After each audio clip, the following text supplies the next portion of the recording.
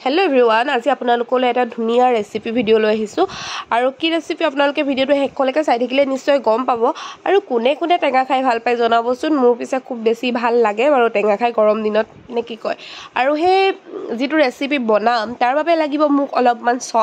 সফ লৈ লৈছো 1.5 চামুচ আৰু তাৰ বাবে লাগিব কেটামান হুকান জলকীয়া আৰু এয়া হুকান জলকীয়া গিটা ধুনিয়াকে ঠাৰি গুছাই লৈ লৈছো আৰু তাৰ বাবে লাগিব মোক অলপমান ধনিয়া গুটি মানে যেটো গোটা ধনিয়া হেতু লৈছো আপোনালোকে গম পাইছে নিশ্চয় অকনমান কি বনাব লৈছো ককচোন ভিডিওটো গুটেটো নাচাবো কিন্তু এতিয়ালৈকে আৰু এফালে লৈছো ধনিয়া 1.5 চামুচ কাৰণ মোৰ ওচৰত যেটো বস্তু বনাম হেয়া বাবে মই জুখত আন্দাজত লৈ লৈছো আসলতে গুটে বস্তুখিনি আৰু ইয়াতে দি দিছো মই এতিয়া জিৰা আধা চামুচ কে দুবাৰ দিছো আৰু এতিয়া গম পালেনে কি বনাম আৰু এতিয়া দি দিছো মই অলপমান হৰিহ বগা হৰিহ কুলা হৰিহ ব্যৱহাৰ কৰা নাই আৰু বগা হৰিহ মই দিছো আধা চামুচ কে 3 বাৰ আপোনালোকে 1.5 চামুচ দিলেও হৈ যাব মই আধা চামুচ কে 3 বাৰ দিছো আসলে মই আন্দাজ বিলাক অকনমান লওতে অলপ খেলিমেলি হৈছিল হেবাবে মই এনেকে দিছো আৰু আপোনালোকে ভুল নবুজা আৰু মই ইমান পাকৈত নহয় আসলতে যদি কিবা ভুল হৈছে তেন্তে আপোনালোকে উধৰাই দিব বুলি আশা থাকিল আৰু এয়া এখন কেৰাহী লৈ লৈছো তাতে মই গোটা যিখিনি মছলা আছিল হে মছলাখিনি रोस्ट কৰি লৈছো কাৰণ रोस्ट কৰাটো খুব বেছি প্ৰয়োজনীয় আৰু এটা বহুতে হদিব আপুনি কিয় মছলাখিনি ধুই কৰি নললে আসলতে মছলাখিনি ধুই মই হুকাই এনেকে কাগজত পেকিং কৰি থৈছিলো অকল জলকীয়া গিটা ধোৱা নাছিলো ৰাইজ আৰু কি হয় বস্তুবিলাক এনেকে আনিলে ৰ'দত দি পিনি অকনমান ধুই এনেকে ভৰাই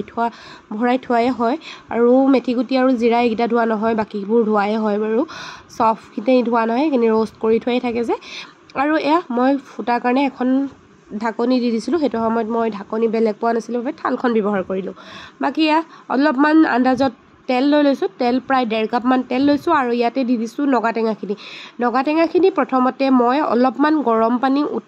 উতলোৱা গৰম পানীত নগাটেঙাখিনি ঢাকি থৈ দিছিলো প্ৰায় 10-15 মিনিট মান তাৰ পিছতে যেতিয়া নগাটেঙাৰ কালাৰটো চেঞ্জ হৈছিল তাৰ পিছতে মই 3টা ৰ'দত ধুনিয়াকে হুকুৱাই লৈছিলো বেছি হুকুৱাবলে দিয়া নাছিলো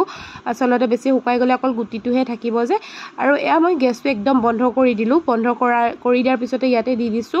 আচাৰ যিখিনি মছলা তৈয়াৰ কৰিছিলো হেখিনি মিক্সিত গুড়া কৰি লৈছিলো আৰু গুড়ি মছলাখিনি ধুনিয়াকে ইয়াতে দি দিছো আৰু আপোনালোকে যদি কিবা ভুল হৈছে তেন্তে শুধৰাই দিব বুলি বাৰম্বাৰ কৈছো শুধৰাই দিব কাৰণ ইমান পাকৈত নহয় আসলতে এই আচাৰবিলাক বনাবলে মা আৰু পাপাৰ পৰা শিকিছিলো আমাৰ ঘৰত সিজনত বহুত বেছি আচাৰ বনোৱা হয় কিন্তু হেবিলাক দেখি শিকিছিলো আৰু এই নিমখ অকনমান দি দিছো এতিয়া আন্দাজত কাৰণ নিমখখিনি মই দিয়াই হৈছিল আগতে প্ৰথম বইল কৰোতে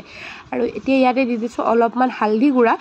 কাৰণ হালধিটো দিবই লাগিব অকনমান নেকি কয় আৰু ইয়াতে মই আজি ভিনেগাৰ একদম ব্যৱহাৰ কৰা নাই কাৰণ মই একদম ৰকে থৈছো ভিনেগাৰখিনি কি হল মই ভাবিলো ভিনেগাৰ নিদিয়েকে থৈ দিও চাওচোন কিমান দিন ভাল হৈ থাকে আসলতে যেতিয়া আপুনি টেঙা বিলাক যি আচাৰ নবনে বস্তুবিলাক ধুনিয়াকে হুকুৱাই কৰি লয় ভিনেগাৰটো দিয়াৰ কোনো প্ৰয়োজন বোধ